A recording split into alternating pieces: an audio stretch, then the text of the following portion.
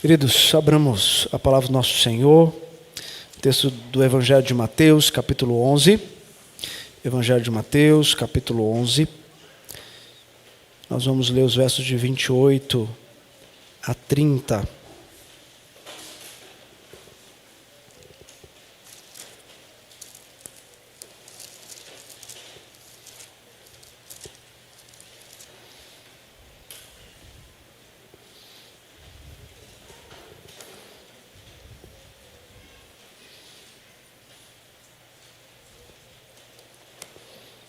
Diz assim: Vinde a mim, todos que estáis cansados e sobrecarregados, e eu vos aliviarei.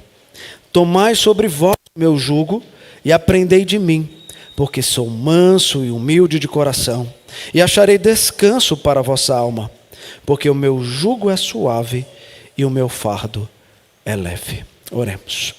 Pai querido, nós queremos diante da tua presença mais uma vez nos colocar, mas neste momento pedindo ao Senhor para falar ao nosso coração.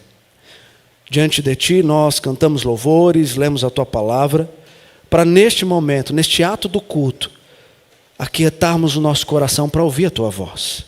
Por isso use o teu servo para ministrar essas verdades, em nome de Jesus. Crianças, pedi o desenho para vocês, como fazemos todos os domingos. E o desenho que eu peço para você é o seguinte: você vai desenhar na sua folha uma cruz num canto e um caminho onde essa cruz vai estar. E diante desse caminho, ou em algum tempo desse caminho, você vai desenhar você mesmo com uma mochila muito pesada. Uma mochila muito pesada que você está carregando, e você vai estar com uma cara de cansado. Porque você está carregando uma mochila já há muito tempo. E ela está trazendo para você um grande cansaço. E você está caminhando olhando para essa cruz. Tá bom? Os pais ajudem os seus filhos a fazer esse desenho. E depois nós conversaremos com os nossos filhos um pouquinho mais sobre isso. Tá bom? Queridos, o cansaço praticamente é uma filosofia de vida para nós. Quem aqui não anda cansado? Quem aqui não está na exaustão do corpo? Quem aqui não está com a mente sobrecarregada de tantas coisas? Continuamente nós vivemos nesta vida, neste plano terreno, carregando sobre nós câncer e enfado. E isso traz consequências, e grandes consequências. Esgotamento espiritual, síndromes e traumas constantes que nos levam a estágios de desespero, estágios de clamar por alguma ajuda, mas nem sempre buscamos a ajuda aonde de fato encontraremos paz e alívio para a alma. Como lidar com um trabalho que suga a minha alma? Como lidar com relacionamentos que me oprimem? Como lidar com pessoas que não sabem ser pessoas relacionais, mas são pessoas que só vivem me julgando? Como lidar com igrejas que elevam a minha vida a um estágio só de serviço, e nunca de sentar para alimentar o coração e a alma? Como lidar com essas circunstâncias? Como lidar com tudo isso que gera em nós grandes desconfortos? Talvez você está esperando essa resposta, mas essa resposta você já tem. Que isso Jesus nos convida a levar toda a nossa canseira, todo o nosso enfado à presença dele, porque ele vai nos aliviar. E é sobre isso que esse texto vem falar para nós. Esse convite que Jesus vai fazer àquele povo e fazer para mim e para você também nesta manhã. Quando nós olhamos para o contexto nos ajuda a compreender a realidade daquilo que é o convite e como ele se dá. Quando nós olhamos para cá, nós vemos que Jesus já está chegando num estágio de grande oposição sobre o seu reino, um reino que foi estabelecido na sua chegada, e também sobre o seu ministério. Os judeus, aqueles que se diziam povo de Deus, agora estão contra Jesus Cristo, porque eles não criam nesse Jesus como Messias, esse que andava no meio do povo fazendo maravilhas e milagres, pregando e ensinando. Eles não compreendiam Porque o que eles esperavam do Jesus não era esse Jesus que atentava para a necessidade dos pobres, dos marginalizados, que olhava também para outros povos, a não ser os próprios judeus, como os samaritanos. Como esse Jesus não está sentado num trono, juntamente conosco, judeus, julgando as outras nações. É esse Messias que nós esperamos. É esse libertador que nós cremos. É essa promessa que nós aguardamos. Esse aí, não, esse Jesus aí eu não creio. Esse homem aí que se diz Cristo, não, esse não é o Cristo, o Filho de Deus.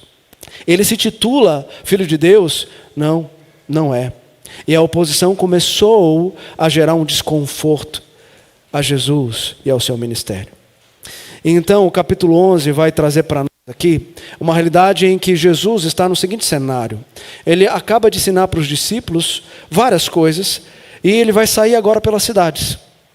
E caminhando pelas cidades ele vai fazer maravilhas, sinais, prodígios, pregando e anunciando a ênfase desses sinais, o efeito desses sinais. E então o povo passava a acreditar ou não naquilo que Jesus estava revelando a eles. Dúvidas que os judeus tinham. É esse mesmo Cristo? Dúvidas essas que logo no verso 2 nos mostra que João Batista também teve. João Batista, que estava preso, ele então, sabendo, ouvindo rumores desse homem que estava andando pelas cidades, pregando o evangelho e fazendo sinais, ele então manda os seus discípulos irem até ele para saber se de fato ele era o Messias, o prometido. E então eles chegam até Jesus e Jesus se revela: de fato eu sou aquele a quem João preparou o caminho para mim. E então Jesus passa a testemunhar de João. Mas quando ele testemunha de João, ele testemunha da realidade que João viveu. Aquele que estava no deserto, pregando o evangelho, ou preparando o caminho, endireitando o caminho para o Senhor, era aqueles que muitos se achegavam, talvez por conta da forma como ele viviam, e não pelo conteúdo que ele pregava. Porque João Batista, ele vivia de uma forma ascética. Ele não bebia, não comia, ele vivia de uma maneira diferente da prática comum daquele povo. E o pessoal ia até ele, não apenas para ouvir o que ele estava dizendo, mas para entender por que ele vivia dessa forma e falava sobre isso.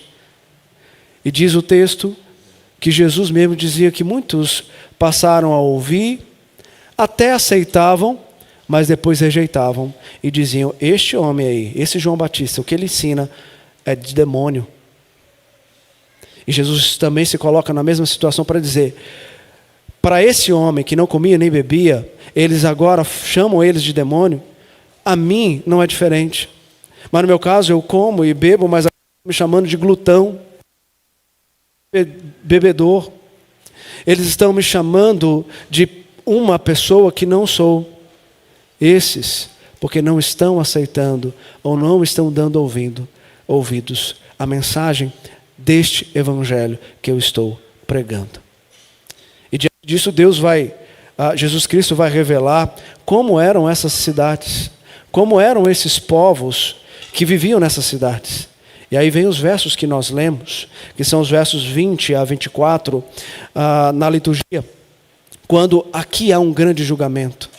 Jesus está julgando as cidades, porque as cidades estão cheias de pessoas que não estão atentando a esse evangelho. Na verdade, estão negando a pessoa do evangelho. Estão negando o próprio Cristo. Ai de ti, Betsaida. Ai de ti, Corazim. Vocês estão rejeitando a minha pessoa, mas saiba que no dia do juízo, sou eu que vou rejeitar vocês. Porque vocês não são um povo escolhido meu. Vocês não são um povo que de fato Deus quer revelar os mistérios dessa salvação por meio de mim, Cristo Jesus. Tanto que os versos 25 a 27, Jesus vai dizer isso. Por que eles não entendem? Por que eles não aceitam o evangelho? E ele diz, verso 25, por aquele tempo exclamou Jesus: graças te dou, ó Pai, Senhor do céu e da terra, porque ocultaste estas coisas aos sábios e instruídos, e as revelaste aos pequeninos. Ou seja, esses mestres da lei, esses que se diziam doutores na antiga aliança, esses que estão trazendo o rigor da lei para vocês, estes homens, o evangelho, a salvação vai ser oculto a eles. Eles não entenderão, eles não saberão. Sabe por quê? Porque Deus mesmo não quer revelar a eles. Porque Deus não escolheu revelar esse evangelho a eles. Por isso que eles não compreendem. Porque eles são autossuficientes. Eles querem viver conforme aquilo que eles produzem a respeito da prática da lei, e não daquilo que de fato eles precisavam fazer na dependência daquele que foi o único a cumprir a lei. Então Jesus revela que Deus vai ocultar essa obra de salvação desses mestres da lei. No entanto, ele há de revelar aos pequeninos. E os pequeninos aqui não são criancinhas. Esses pequeninos são uma ideia de crianças que dependem de pais, para dizer que aqueles que vão agora ser revelados os mistérios da graça, esses são aqueles que dependem de Cristo. Esses são aqueles que de fato entendem o evangelho da salvação, porque Deus revelou a eles para viverem na dependência, não de si mesmos, mas daquele que de fato morreu na cruz do Calvário. Mas naquele que é a essência daquilo que precisamos, aquele que de fato vai aliviar a sobrecarga que nós carregamos. A esses, Jesus Cristo vai revelar os mistérios da sua salvação. Diante desse cenário de julgamento, há também um convite de graça. Após Jesus julgar esses povos das cidades, ele vem fazer um convite. Um convite que se estende a todos, mas que poucos irão compreender, porque a poucos Deus há de revelar esse evangelho. E então nós estamos diante desse convite, descrito aqui nos versos lidos, nos versos de 28 a 30. E ele começa trazendo para nós aqui um convite. E veja que interessante, esse convite, ele vem cheio de promessa.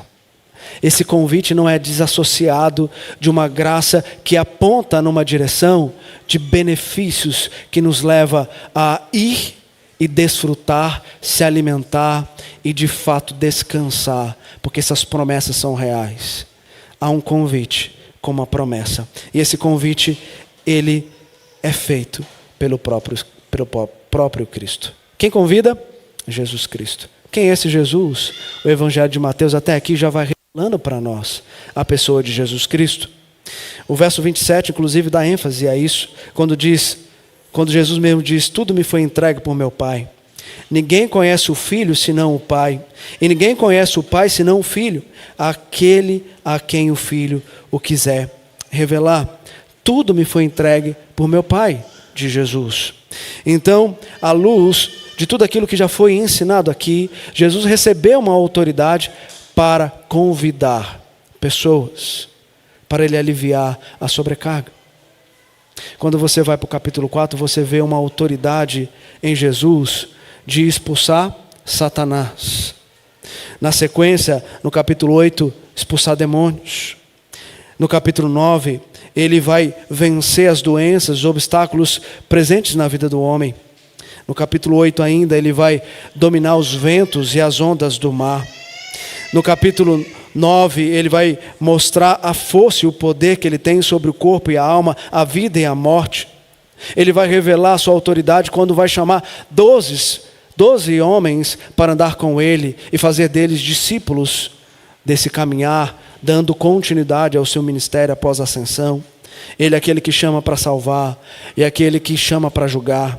É esse que vai chegar no final do Evangelho e vai dizer: toda a autoridade me foi dada por meio de Deus. E agora vocês podem pregar o Evangelho, porque essa autoridade é dada a vocês. Essa é a autoridade de quem vai convidar para a sua presença. Essa é a autoridade de Cristo. Essa é a autoridade divina que vai nos convidar. Mas quem ele convida? A quem esse convite se estende? O texto já nos diz: os cansados e sobrecarregados. E veja que ele está fazendo um contraste com os sábios e instruídos, a quem ele vai ocultar a revelação da obra redentora de Cristo. Os cansados e sobrecarregados são aqueles que deixaram a sua autossuficiência para depender daquele que de fato vai aliviar a dor que eles têm. Diferentemente dos sábios e instruídos que querem ainda viver na sua suficiência. E o verbo vir aqui tem uma ideia de mover em direção de algo ou de alguém. Nesse caso é mover-se diante da autoridade de Jesus, que convida concedendo promessa. Está ligado àquilo que o próprio Cristo vai dizer também no Evangelho de João, lá no capítulo 6, verso 35. O que vem a mim, de modo nenhum o lançarei fora. O que vem a mim nunca mais terá fome. O que crê em mim, de modo algum terá sede. O convite é a todos, inclusive os instruídos e sábios. No entanto, Deus escolhe a quem salvar na pessoa do seu Filho. Então esse convite, queridos, tem a ver com salvação. Não mera chamada para aliviar o fardo momentaneamente, mas permanente, pois salvação impressa no coração é a realidade de uma habitação que consola a alma. Portanto, os cansados e sobrecarregados que Jesus tinha em mente eram aqueles que se achavam oprimidos pelo pesado fardo de regras e regulamentos postos sobre os seus ombros pelos escribas e fariseus. Como se uma pessoa só pudesse ser salva quando em sua vida a obediência a todas as tradições levaria a eles a uma salvação, sobrepujando a realidade de que eles são incapazes de si mesmos cumprir todos os parâmetros da lei. Os sobrecarregados é aqueles que deixaram de tentar cumprir a lei para viver diante daquele que fez isso por eles. O convite é para a salvação de todos aqueles que cansaram de sua autossuficiência e necessitam da suficiência de Cristo, que completa a alma e traz sentido para a vida. Mas esse convite é carregado de promessa, como falamos. Que promessa é essa? O verso 28 vai dizer para nós: vinde, os cansados sobrecarregados, porque eu vos aliviarei. Essa é a promessa. O verbo, inclusive, aqui, aliviar, está no futuro, e é resultado do aceite do convite. Essa promessa de refrigério está ligada a duas realidades de esperança: paz de mente e coração e certeza de salvação. Quando ele está dizendo, eu vos aliviarei, ligado ao aspecto da salvação, ele está dizendo, a paz que excede todo entendimento, e guarda o teu coração. E a certeza de salvação, que é a convicção do andar certo de que a eternidade é o meu lugar de habitação. É isso que vai nos mover a um descanso em nosso Senhor Jesus Cristo. A paz de mente e coração é porque ela nos traz confiança. O salmista disse isso lá no Salmo 125, verso 1, quando lá ele diz, os que confiam no Senhor são como um monte de Sião, que não se abalam, firme para sempre. Ou é uma certeza de provisão, quando o profeta Isaías diz ao povo que está indo para o cativeiro, quando passares pelas águas, eu serei contigo. Quando pelos rios, eles não te submergirão. Quando passares pelo fogo, não te queimarás, nem a chama arderá em ti. Mas também essa paz traz descanso. Lá em João, Jesus vai dizer, quando o povo, os discípulos estavam preocupados com a ascensão dele, ele vai chegar para eles e dizer, deixo-vos a paz, a minha paz vos dou, não vou-la dou como dá ao mundo, não se turbe o vosso coração, nem se atemorize. Além disso, é reconhecimento de consolo, quando ainda em João, nesse contexto do Consolador, Jesus vai dizer, essas coisas vos tenho dito para que tenhais paz em mim, no mundo passais por aflições, mas tende bom ânimo, eu venci o mundo. E essa paz é fruto de uma justificação, um selo de que agora nós não somos mais condenados pelo nosso pecado, mas que agora nós vivemos diante da graça, sem condenação nenhuma, porque a condenação ficou na cruz de Cristo. Justificado, pois, mediante a fé, temos paz com Deus, por meio de nosso Senhor Jesus Cristo. A paz, queridos, é a convicção da presença real de Deus em nosso coração. Mas não só isso. Além da paz, é a certeza de salvação. E a certeza de salvação aponta para a habitação do Espírito Santo. Quando Paulo, lá em Romanos capítulo 8, verso 16, vai dizer: o próprio Espírito testifica com o meu Espírito que somos filhos de Deus. Ou aquela convicção que permeia o coração, como Paulo teve ao dizer isso lá na carta a Timóteo: e por isso estou sofrendo esta coisa. Todavia não me envergonho, porque sei em quem tenho crido, e estou bem certo de que Ele é poderoso para guardar o meu depósito até aquele dia. Mas fora isso, a certeza de salvação são garantias eternas. E esse Espírito Santo que habita aponta nessa direção. E Paulo fala isso em Efésios capítulo 1, os versos 13 e 14, quando lá ele diz: em quem também vós, depois que ouvistes a palavra da verdade, o evangelho da vossa salvação, tendo nele também crido, fostes selados com o Santo Espírito da promessa, o qual é o penhor da nossa herança, até o resgate da sua propriedade, em louvor da sua glória. A certeza de salvação é a convicção da eternidade. Isso nos faz perseverar, olhando firmemente para o autor e consumador da nossa fé, Cristo Jesus. Esses dois frutos trazem refrigério para a nossa alma. Esses dois frutos trazem alívio à nossa dor. Esses dois frutos tiram a sobrecarga que continuamente nós queremos carregar por conta dos nossos pecados. Mas o convite requer ação. E a ação aqui, após ouvir esse convite carregado de promessa, é tomar posse dessa promessa. Tomar posse daquilo que Deus em Cristo já reservou. Ou seja, venham e sua carga será aliviada. Siga em discipulado para o descanso ser real. E Jesus então vai descrever o caminho do discipulado agora. O verbo tomar aqui está ligado ao verbo principal do nosso texto, que é aliviar. Logo, tomar é uma ação subsequente ao aliviar a sobrecarga. Ou seja, carga aliviada, salvação. Tomar o jugo e aprender à luz do caráter de Cristo é desenvolvimento dessa salvação. Esse é o caminho do discipulado. E o que o salvo vai tomar? O jugo do Senhor. Esse jugo, queridos, naquele tempo era aquele equipamento que vinha em cima do animal. E colocava-se então 2 animais para que esse jugo pudesse fazer com que esses 2 animais, somando as forças, pudessem arar, pudessem trabalhar. Então, o jugo tinha essa ideia de dividir a sobrecarga. Não deixar um sozinho carregar a carga toda, mas ter um outro ao lado para dividir tudo isso. Olha que interessante o que Jesus está dizendo aqui. Ele está dizendo que o seu jugo é um jugo que ele alivia o sobrepeso que nós carregamos. E como ele faz isso? Ele se coloca ao nosso lado.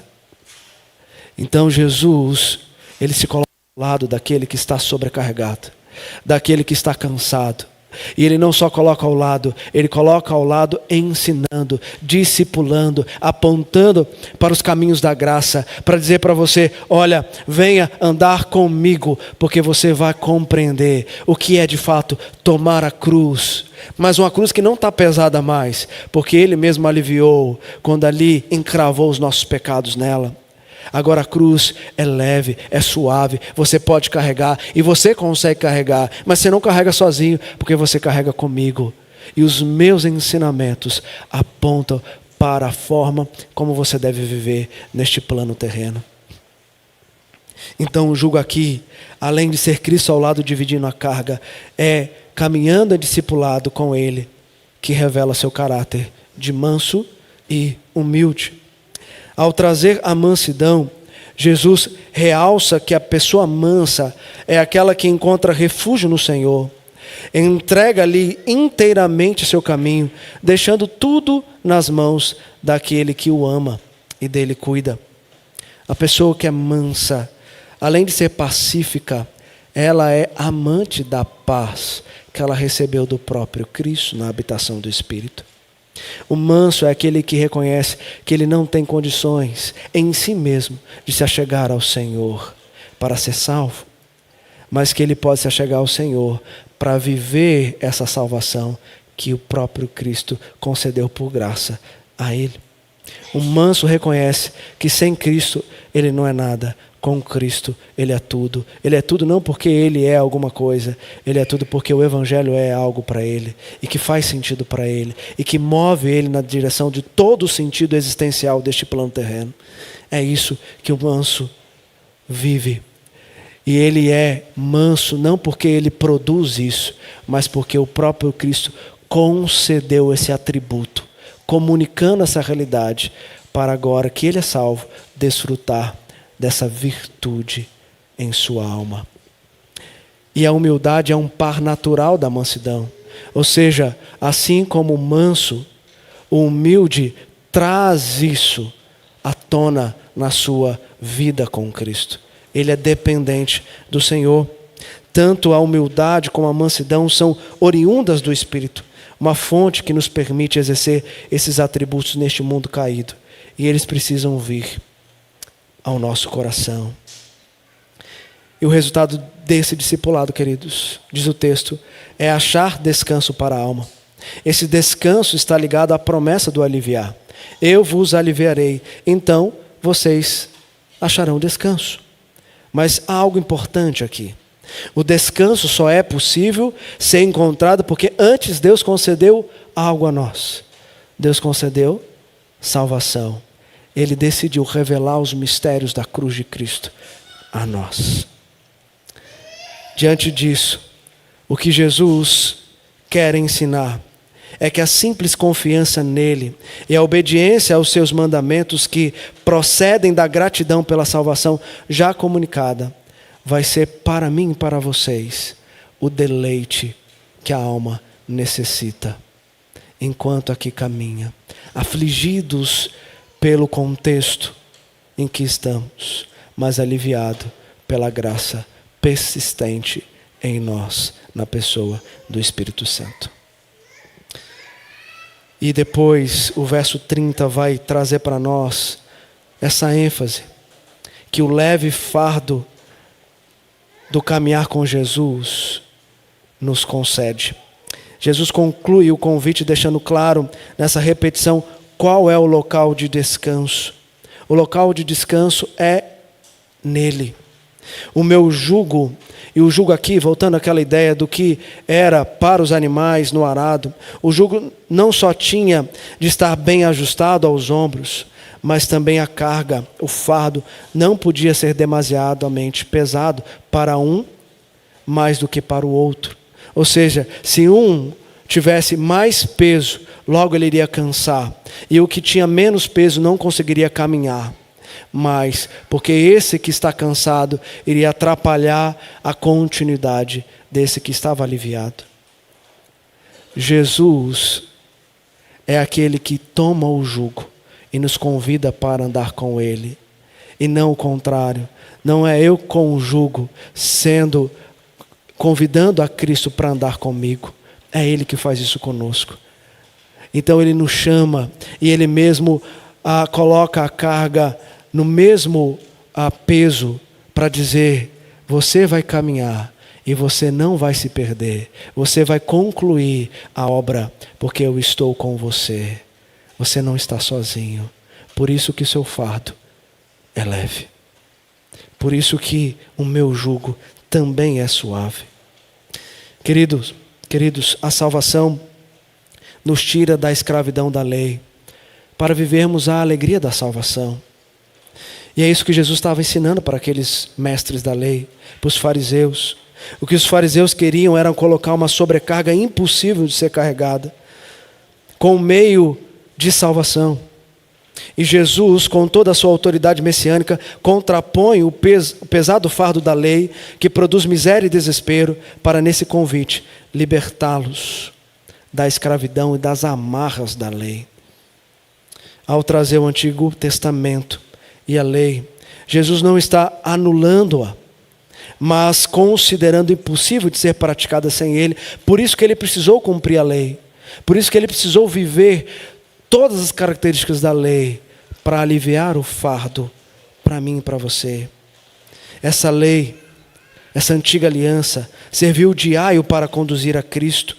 E ele sim precisou passar por ela, inclusive se fazendo maldito para nos resgatar, como Paulo vai enfatizar isso lá em Gálatas capítulo 3, quando lá ele nos diz: Cristo nos resgatou da maldição da lei, fazendo-se ele próprio maldição em nosso lugar, porque está escrito: maldito todo aquele que for pendurado em madeiro, para que a bênção de Abraão chegasse aos gentios em Jesus Cristo, a fim de que recebêssemos pela fé o Espírito prometido.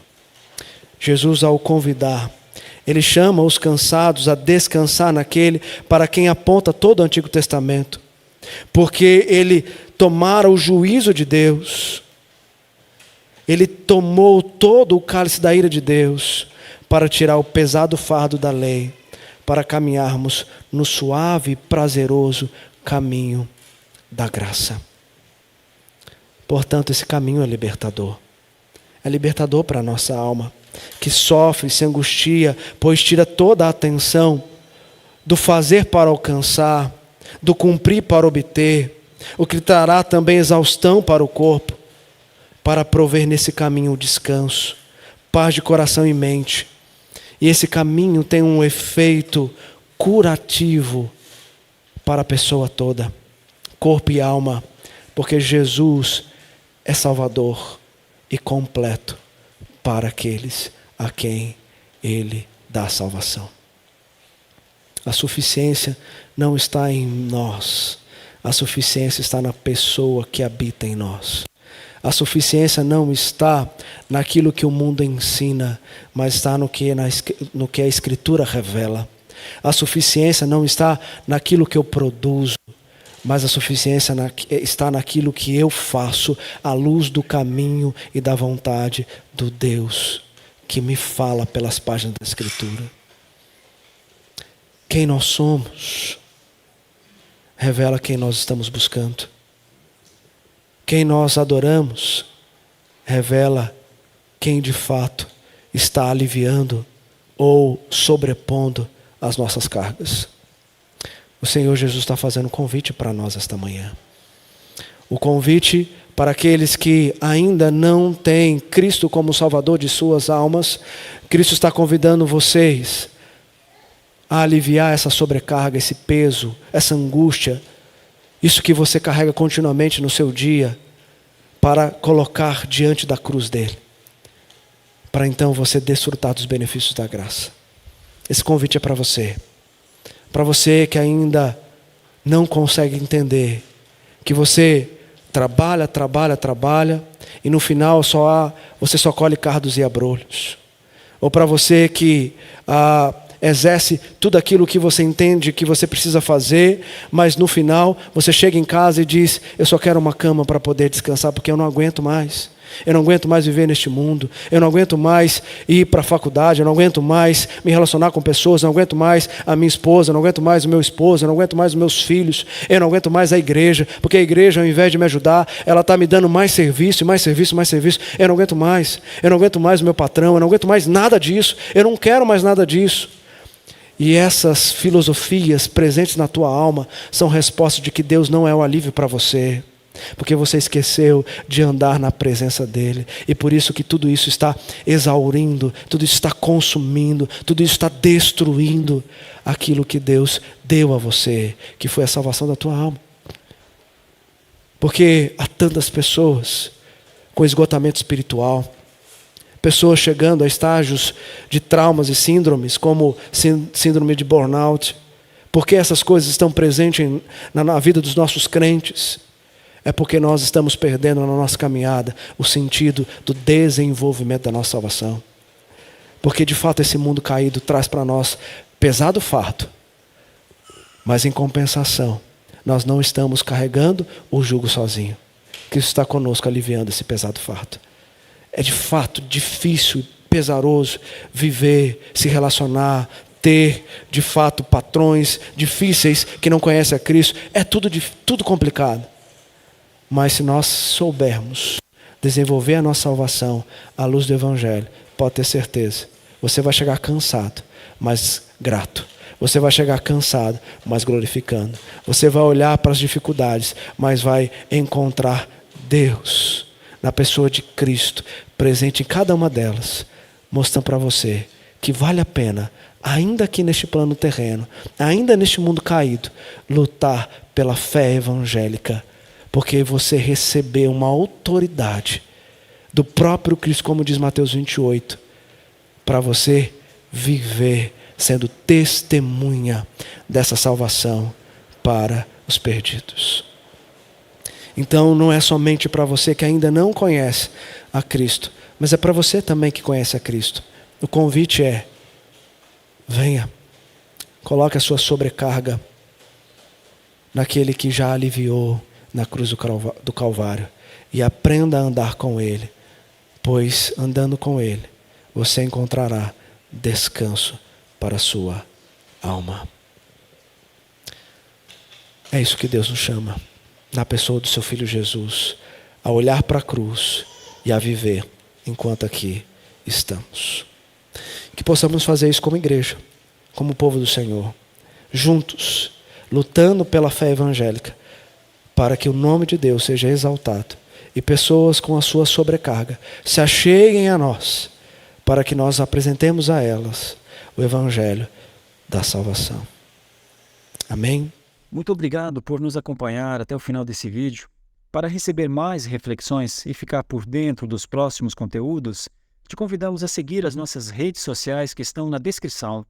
Alguns vídeos aparecerão na tela, caso queira continuar nos assistindo. Abraço e até a próxima!